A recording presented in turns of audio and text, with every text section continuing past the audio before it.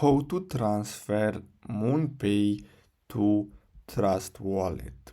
So the first step is to simply go to Moonpay, and then you're gonna have to go to wallets and then simply choose the crypto that you want to send to transfer to your Trust Wallet account.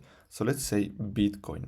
Now here you're gonna see how much you have in Bitcoin.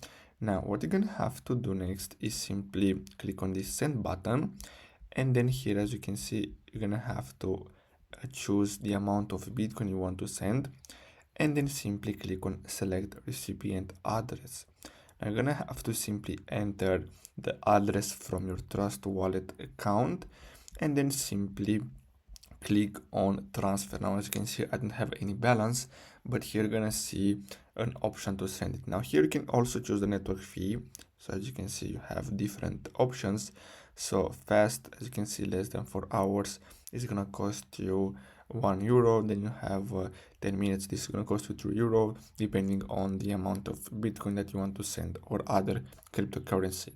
So basically that's all you have to do. I really hope you found this video helpful. Thanks for watching.